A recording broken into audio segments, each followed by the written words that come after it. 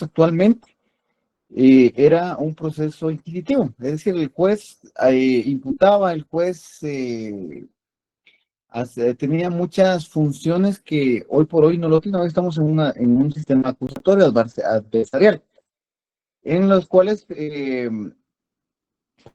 me cuentan, porque evidentemente también yo no, aunque ya parezco de añicos, pero no soy tan grande como para haber conocido enteramente cómo era el proceso anterior. Pero ustedes habrán visto películas de juicios donde se ve pues que hay el abogado, está el fiscal y es el juez el que resuelve. Pues eso fue lo que más o menos vino a innovar el nuevo sistema eh, penal que tenemos en Guatemala. Dicho sea de paso, fue innovador en América Latina. En Guatemala el proceso penal fue instituido antes que muchos países, entonces por eso es que innovamos en el proceso penal, y de muchos países vinieron a Guatemala para ver el modelo que teníamos en el sistema, en el proceso penal, para poder tomar pues esas ideas de cómo debe ser un proceso 100% oral. Esa fue una de las innovaciones que se dio, que el sistema o el proceso penal ahora no es escrito, sino es oral. Pues en los juzgados, cuando ustedes tengan la oportunidad de ir a ver, se darán cuenta que se utilizan micrófonos, y esos micrófonos van conectados a un sistema de audio de grabación que se graba completamente las audiencias, y después solo se hace una acta sucinta, que es un resumen de lo que pasó en la audiencia, y esa acta sucinta es la que se envía junto con el archivo electrónico de lo que pasó en la audiencia, y eso es lo que se va utilizando como constancia de lo que pasa en cada una de las audiencias. Entonces, para que entendamos sobre qué está cimentado el proceso penal, pues vamos a llevar la clase de hoy con garantías y principios procesales. Solo vamos a compartir pantalla entonces para que podamos ir entendiendo de mejor manera. Y si van teniendo dudas, me van diciendo, por favor.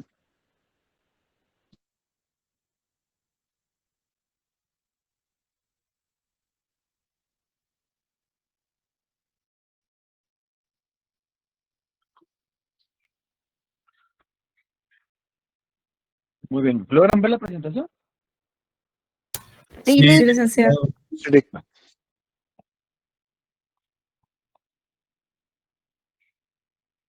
Muy bien, esta es la primera parte, vamos a hablar de principios y garantías procesales. Realmente este tema, para que sea para que se pueda discutir y platicar en dos clases. Entonces vamos a ver la primera parte hoy, y la siguiente ya el viernes, que nos podemos ver ya de manera presencial. Bueno, entonces hay que hablar de los principios procesales. ¿Qué entendemos como principios? Un principio jurídico es un lineamiento doctrinario que sirve de guía a la creación y aplicación de una norma jurídica. De estos principios partimos para informar, partimos que informan al proceso penal como criterio orientador de los sujetos procesales que en él intervienen. Es decir, los principios son las guías, los presupuestos,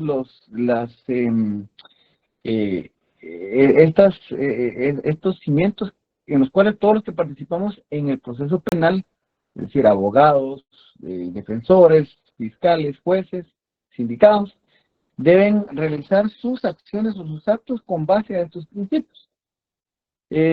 Los principios los vemos, como bien se dice, como estos lineamientos doctrinales, pero también están instituidos en la legislación.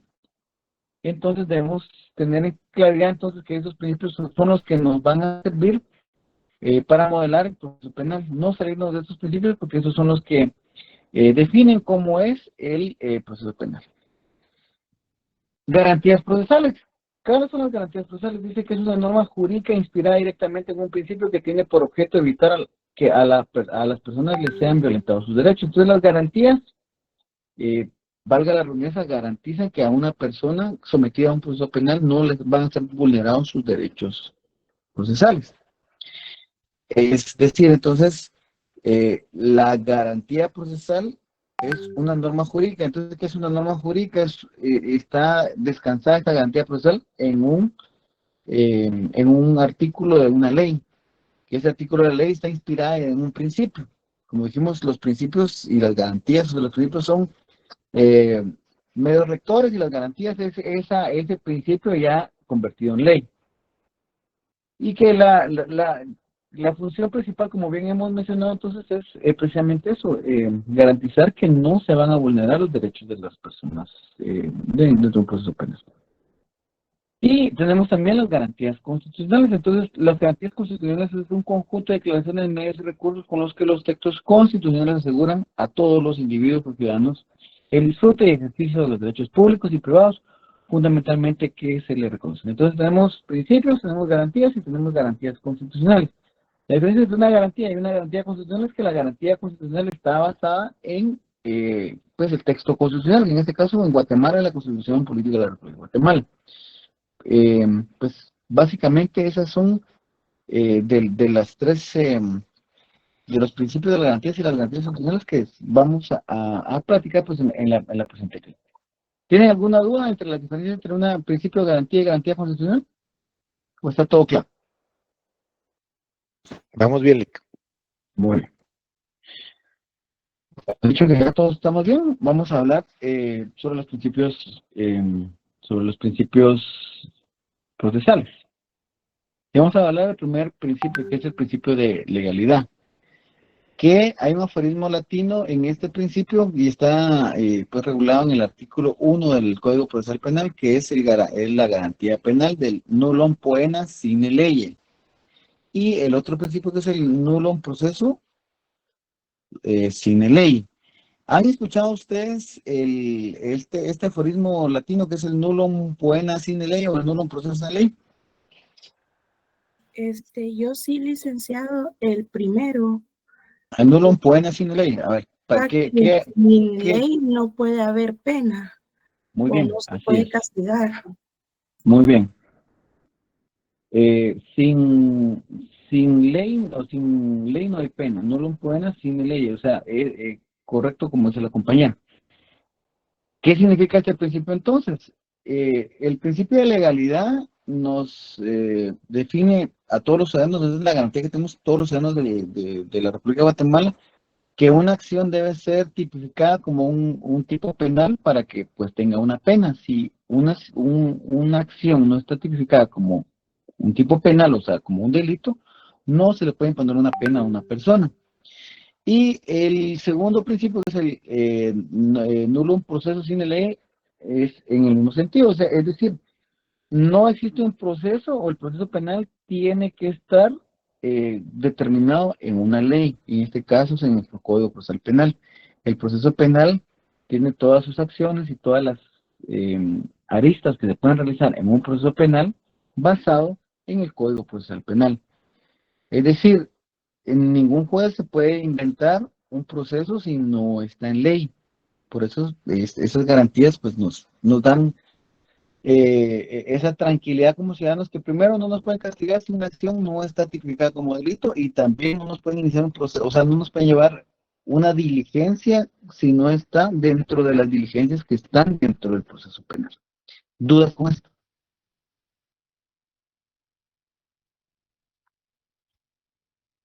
¿Sí? ¿Todo claro? Todo Sí, claro. Lick, todo claro. Todo bien, Lick.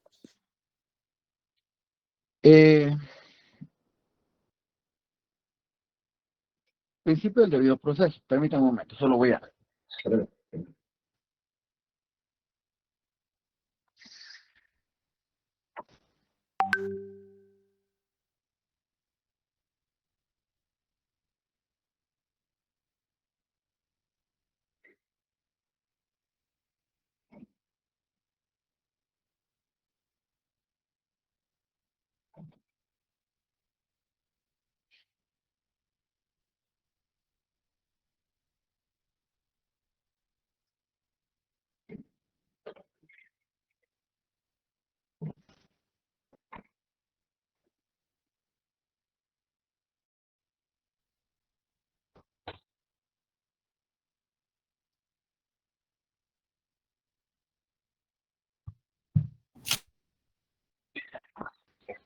Entonces, tomando nuevamente, vamos a hablar del debido proceso. El debido proceso es un principio fundamental para las personas que son sometidas a un juicio penal. ¿Por qué? Porque significa que los sujetos procesales, en este caso juez, fiscal y defensa técnica, tienen la obligación de someterse a todas las etapas que están establecidas en el proceso penal. Es decir, no se puede salir alguien, ni el juez, ni los sujetos procesales, de lo que para el efecto establece el debido proceso. Y es un principio cuestionado porque cuando se realiza alguna acción, o los jueces a veces realizan algunas acciones que los abogados dicen, mire, se está faltando al debido proceso porque esta acción que usted está, o esta resolución que usted está emitiendo es violatoria del debido proceso porque está desarrollando etapas o situaciones que no están garantizadas en el Código Procesal Penal. Sí, entonces el principio del debido proceso está cimentado en las garantías que aparecen en la diapositiva, que vamos a hablar primero de la garantía de imperatividad, artículo 3 del Código Procesal Penal. ¿Alguien de ustedes que me haga el favor de leerme el artículo 3 del Código Procesal Penal, por favor? Imperatividad. Los tribunales y los sujetos procesales no podrán variar las formas del proceso ni la de sus diligencias o incidencias. Muy bien. Entonces, por el principio de imperatividad, que es el imperativo legal, que dice que los sujetos procesales no pueden variar las formas del proceso ni las diligencias, es la garantía para los sujetos procesales que determina entonces que el juez debe realizar todas las acciones que están en ley. Miren, el principio de legalidad para los particulares, o sea, para todos los ciudadanos de la República de Guatemala, es que podemos hacer todo lo que la ley nos prohíba. Pero el principio de legalidad para el funcionario público es al contrario. El funcionario público solo puede hacer lo que la ley determina que puede hacer. Por eso es que entonces, con base al principio de imperatividad, el juez debe llevar un debido proceso y no puede realizar actos que no están determinados en la ley. Eso básicamente es este principio o esta garantía de imperatividad que es parte del principio del debido proceso.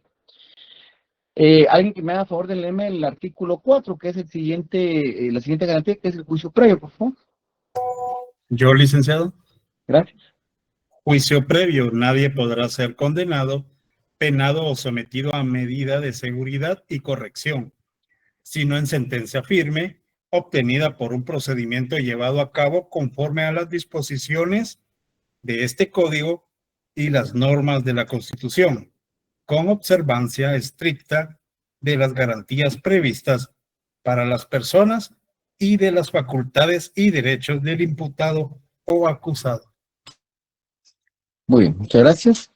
Miren, la garantía de juicio previo es, en pocas palabras, que una persona para ser sentenciada tiene que ser citada, oída y vencida en un juicio. Es decir, para que una persona sea sentenciada, tuvo que haber llevado un juicio penal en el cual se tuvieron que haber dirimido todas las etapas procesales y al finalizar esas etapas procesales, haber quebrantado esa presunción de inocencia y determinar que la persona es culpable y pues emitirle la sentencia correspondiente. Es decir, a nadie se le puede realizar una sanción o a nadie se le puede sancionar sin haber llevado un juicio previo para llegar a esa determinación que la persona pues es penalmente responsable de la comisión de un hecho punible, por lo cual se le emite una sentencia de carácter condenatorio. Eso se refiere a esta garantía. Bueno, la siguiente garantía, que es garantía de los fines del proceso, que ya hablamos de la clase anterior, si se recuerdan, pero alguien que me haga favor de leerme para que entendamos cuál es la finalidad o cuál es el fin del proceso. Artículo 5, por favor.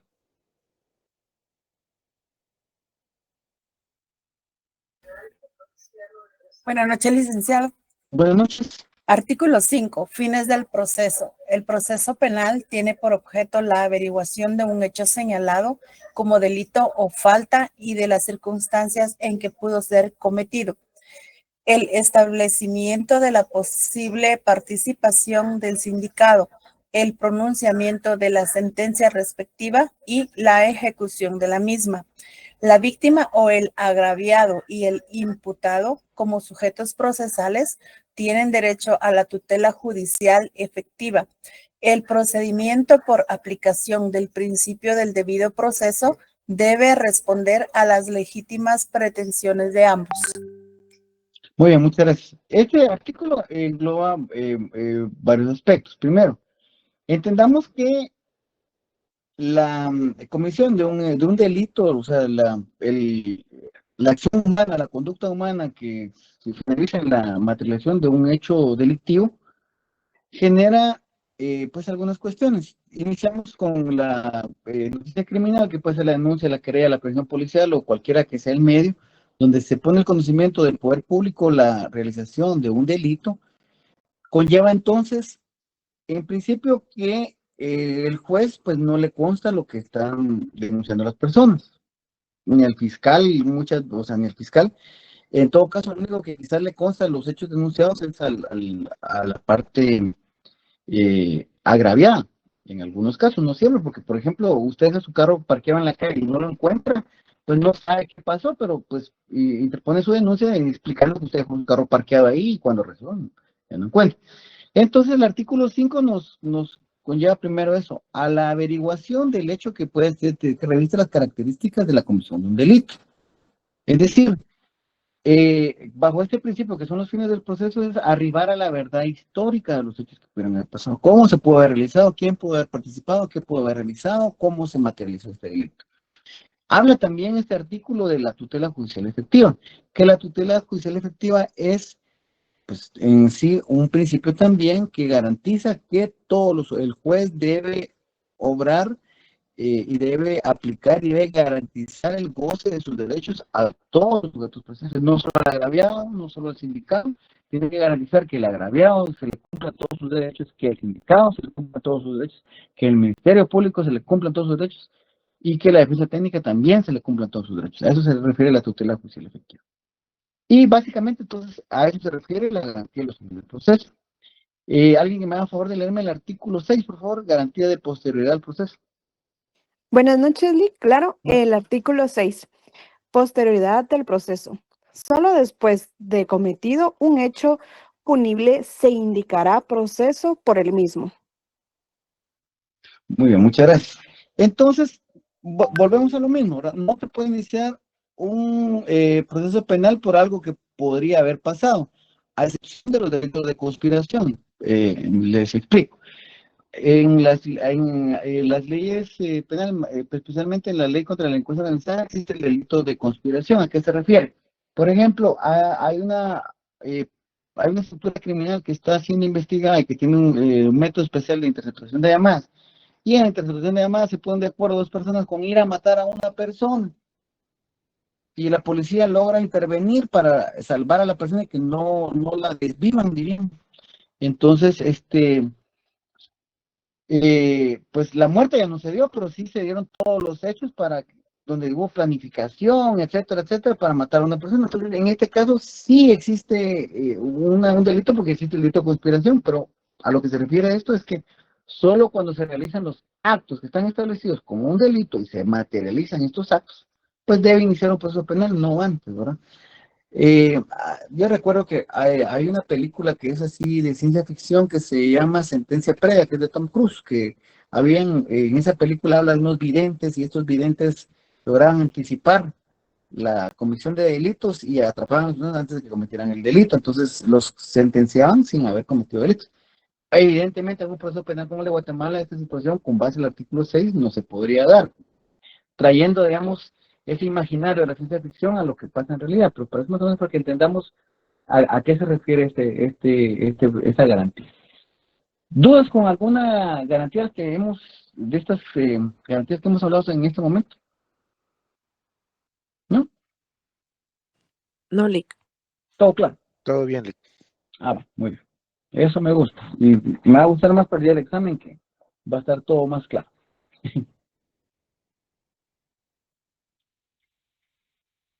Muy bien, el principio es el de juez natural, que está cimentado en estas garantías. Garantía de independencia y parcialidad, artículo 7. Alguien que me haga el favor de leerlo, por favor.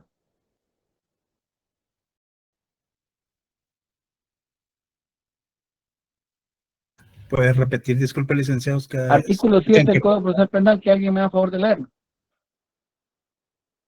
El 10, ¿verdad? El 7. Se lo leo. Sí, por favor. Independencia e imparcialidad.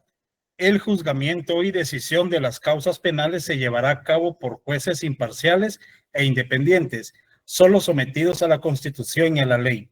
La ejecución penal estará a cargo de los jueces de ejecución.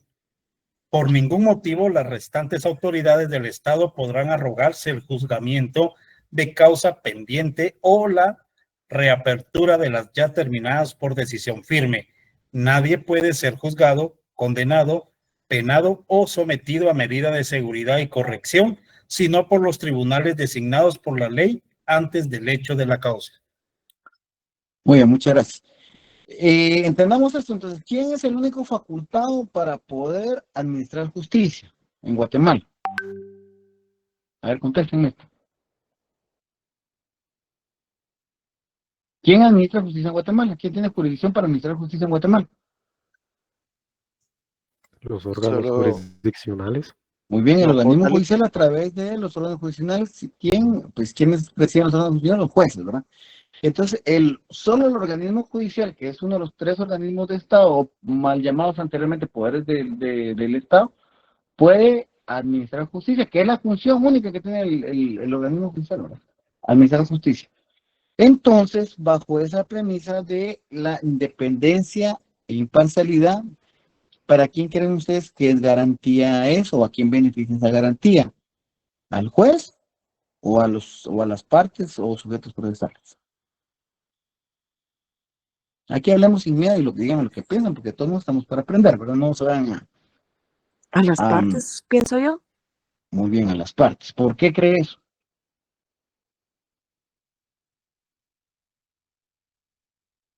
Para que no haya favoritismo. ¿Cómo? Para que no haya favoritismo. Muy bien, para que no haya favoritismo. ¿Alguien más iba a opinar? ¿No?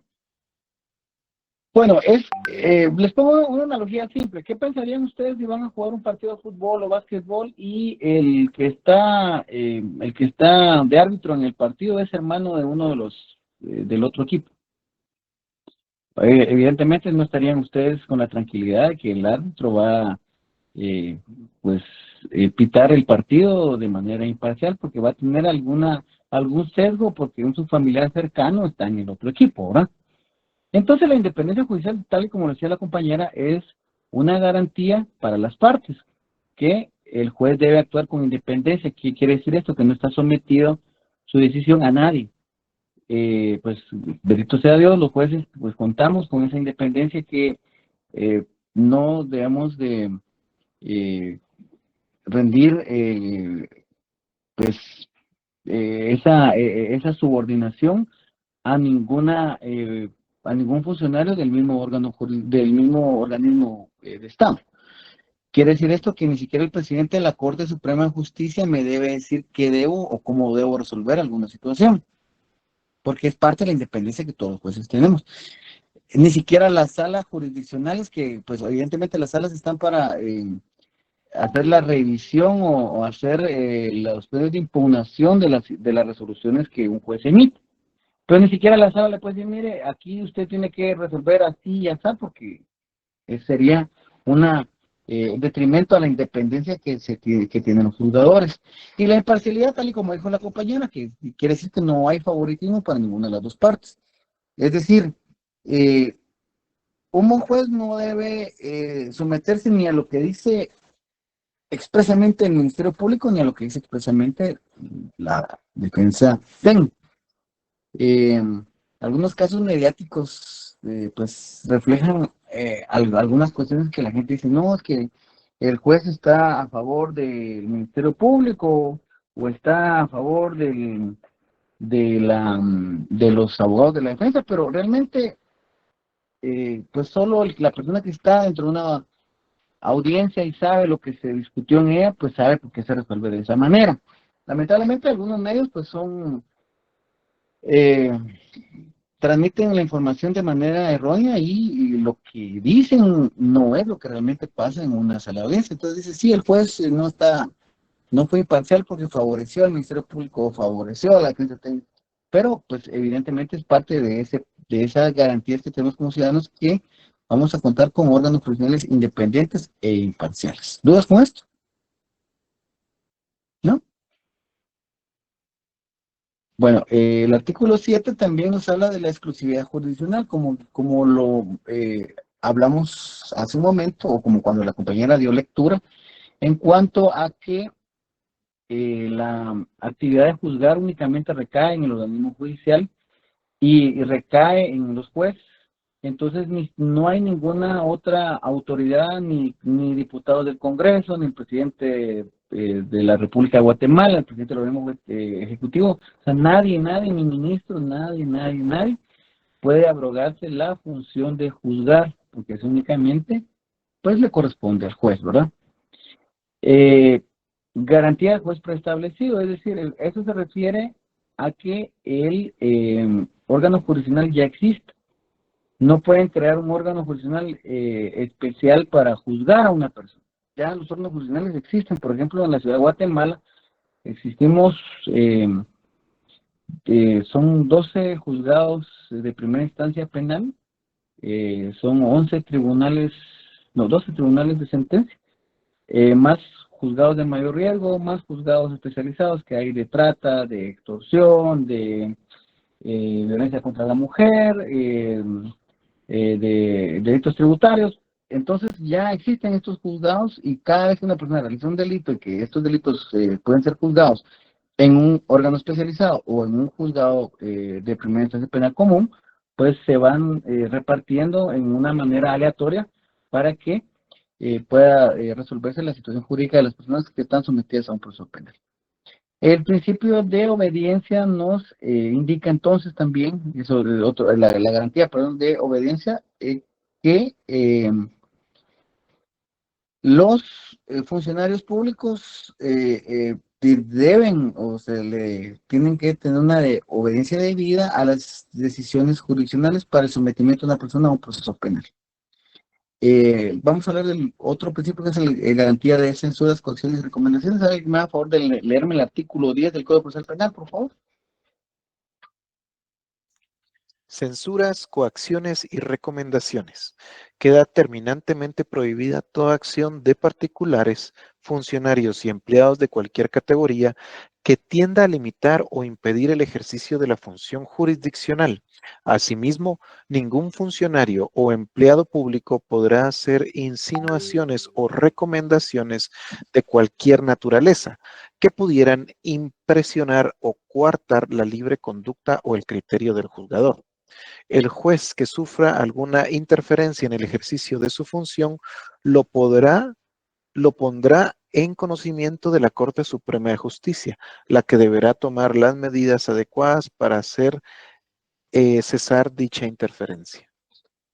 Bueno, muchas gracias. Entonces, esta garantía nos indica que el organismo judicial no debe ser limitada a la función a censuras, a coacciones y a situaciones donde pues se establecen algunas cuestiones que no son las concretas de la función propias de un funcionario público. Sin ánimo de entrar en polémicas o algo así, pero hemos visto algunos funcionarios públicos actuales de otros organismos de Estado que salen haciendo comentarios alusivos en cuanto a resoluciones judiciales y obviamente bajo al tenor de lo que establece esta garantía, un funcionario público no puede o no debería realizar pues este tipo de comentarios o de situaciones que no están de acuerdo a una resolución judicial. Claro, la mayoría se ampara en el principio de la libre emisión del pensamiento, un principio constitucional, pero eso lo puede hacer un particular, ¿verdad? Un funcionario público no puede emitir ese tipo de declaraciones sobre resoluciones jurisdiccionales porque el mismo Código Procesal Penal garantiza que no deben de realizarse este tipo de actos, ¿verdad? Bueno. Garantía de la fundamentación judicial, artículo 10 del Código Procesal Penal. ¿Alguien que lo lea, por favor? No, este es el 11 bis, por favor. Fundamentación, adicionado por el artículo 1 del decreto 32-96. Los autos y las sentencias contendrán una clara y precisa fundamentación de la decisión. Su ausencia constituye un defecto absoluto de forma. La fundamentación expresará los motivos de hecho y derecho que se basare de la decisión, así como la indicación del valor que se le hubiere asignado a los medios de prueba. La simple relación de los documentos del proceso o la mención de los requerimientos de las partes no reemplazarán en ningún caso a las fundamentaciones. Toda resolución judicial carente de fundamentación viola el derecho constitucional de defensa y de la acción penal. Muy bien, muchas gracias. Miren, al momento de un juez resolver, la fundamentación es una garantía que tenemos las personas, los particulares, que cuando un juez emite una resolución, esta resolución debe estar debidamente fundamentada, tanto con los criterios que lo motivaron al juez a llegar a esa conclusión y cuál es el fundamento donde el juez basa esa decisión. No basta entonces que decir que, mire, considero que se reúnen todos los medios idóneos para creer la existencia de la posible comisión de un hecho punible, y en tal sentido se emite un auto de procesamiento. No es así. Hay que decir cuáles son estos medios de investigación, cuáles son estos medios de convicción que le inciden en pensar que existe la posible comisión de un hecho punible. No es entonces solo decir, o como hacen algunos de mala manera, únicamente pues decir, con base al artículo 11 bis, no dijo nada, pues solo mencionó el artículo donde dice que hay que fundamentarse, pero realmente no se está diciendo nada. Entonces hay que establecer cuáles son esos medios de investigación, cuáles son estos medios que permiten o arriban a la considerar que se cometió un hecho punible, ¿verdad? Entonces a eso se refiere con la garantía de la fundamentación judicial. ¿Cuáles son estas motivaciones que permitieron arribar a esa conclusión al juez? ¿Dudas con alguna de estas garantías, por favor? No, Lick. No, estamos claros, está muy bonito el tema, que no hay dudas, qué bueno. Lick, yo sí tengo una duda. Dígame. Con todos estos principios, yo sé que usted como juez, pues, le toca que resolver. Hay que hacer mención en la resolución con cada uno de estos principios, o eso ya lo determina usted dependiendo la resolución que está dando. Mire, ahí hay de las dos formas, digamos, los abogados sí lo hacen ver o lo pretenden ver cuando a veces el juez resuelve y dice, por ejemplo, no sé, por ejemplo, la defensa dice, un ejemplo puntual, señor juez, solicito que sea suspendida la presente audiencia porque mi patrocinado necesita imponerse de las actuaciones o la imputación que se le ha realizado porque él quiere declarar. Entonces, solicito que se suspenda la audiencia. Entonces, digamos, la suspensión de la audiencia, hablando a continuación, no está taxativamente en el Código Procesal Penal. Entonces, pero obviamente hay otros principios que sobrepasan eso, como es la defensa material que puede tener una persona y el derecho a esa defensa material. Entonces, con base a este principio, dice uno, pues sí está bien, la vamos a suspender y que se imponga de lo que le ha imputado al Ministerio Público en este momento y que pues, para que pueda prestar su declaración en calidad de sindicado en uso de su defensa material. Y en una oportunidad, me recuerdo, el Ministerio Público planteó un recurso aduciendo que se estaba faltando al principio de imperatividad, que estaban estableciendo diligencias o una suspensión cuando la ley no determina que debe suspenderse, porque habla de continuidad, pero obviamente hay cuestiones que sobrepasan estos extremos.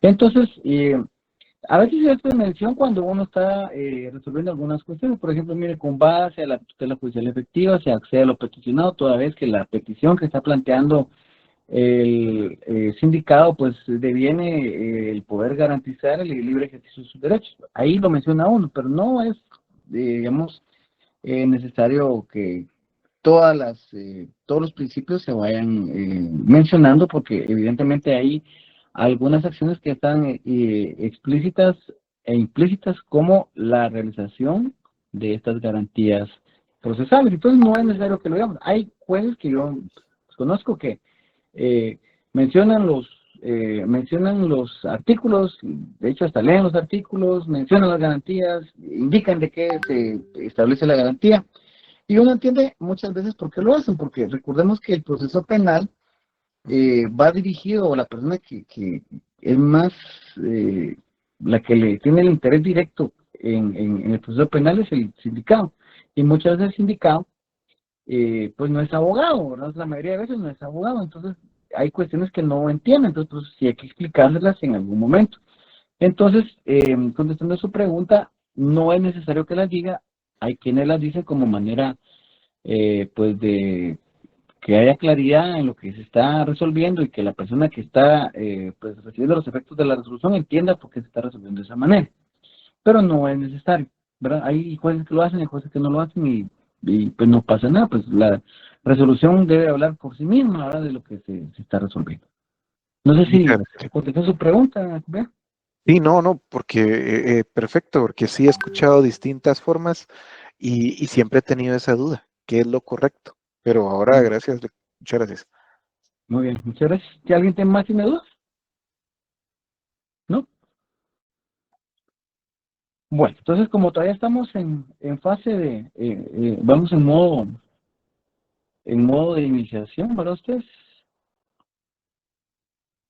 Vamos a dejar hasta ahí la clase de hoy, porque nos faltan 5 principios más que los vamos a poder ilustrar en la clase ya presencial, donde ya tengamos el gusto de conocernos. ¿Ya saben qué salón les va a tocar? Ya, licenciado. Sí, nos tocan el 211. 211. Ah, bueno. Entonces el lunes a segunda hora nos miramos ahí en el 211. ¿Alguna duda con respecto al curso, con respecto a la clase? Sí, ¿quién me otra mano? Valeria, bien.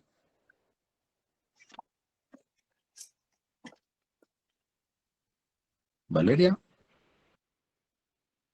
¿O solo se le levantó la mano y no? Ella pregunta que si va a compartir las diapositivas, licenciado. Parece que no tiene el micrófono activo. Ah, sí, las voy a compartir. Sí, las voy a compartir. Muchas gracias, licenciado. Sí, le damos un repaso más el resumen que nos ha dado bastante bueno y explícito. Muy bien. Entonces, si no tienen más dudas, ya los dejo descansar y que vayan a degustar sus sagrados Una alimentos. pregunta. Dígame, Carla. ¿Algún libro que nos pueda sugerir para llevar su cátedra? El que les hablé en la cosa anterior, que es el de la licenciada Ligia María Ralda Ortiz y Hugo René García Flores. ¿Sí? Ah, ok, muchas gracias. Creo que sí lo ven en la facultad, ¿visto? Sí lo ven. Bueno, entonces... una consulta. ¿Qué diferencia hay con el libro que tiene con los otros que tenemos? ¿Qué tipo de actualización? Disculpe. Ah, es que no sé cuál tienen ustedes. Yo tengo el número 5192, pero pues hasta el momento ha estado como lo hemos leído. Ah, no, estamos hablando del Código Procesal Penal. Sí, es que no logro ver su imagen, Lick. Ah, mire pues. El decreto 5193 del Código Procesal Penal. Este libro es, o sea, lo que tiene es el contenido del programa del curso que está desarrollado, y aquí lo que tiene es doctrina, ¿no? En la parte final nos tiene algunos ejemplos de escritos, de como una acusación, y etcétera, pero sí este libro, pues, sí tiene esa parte, digamos, dinámica. Como les dije en la clase anterior, no es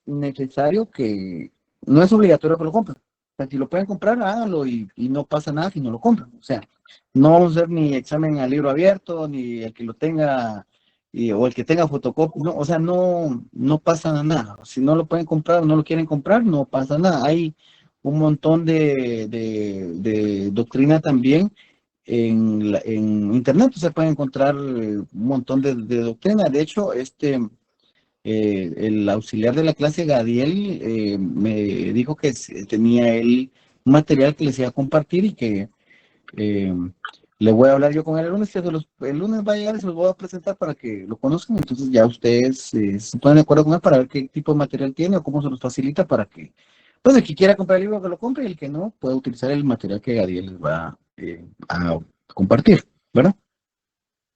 Ok. Ujú. Muchas gracias, Lee. Si no, con el código es suficiente, ustedes con el código es... El ahí código es el con machete. con el código y que vayamos a la clase y que pongamos atención es suficiente, ¿verdad? De todos modos, este curso para que aprendamos y en el segundo para que desarrollemos lo aprendido y ya van a estar listos para sus clínicas penales en 2 semestres a lo más, ¿verdad? Bueno, entonces,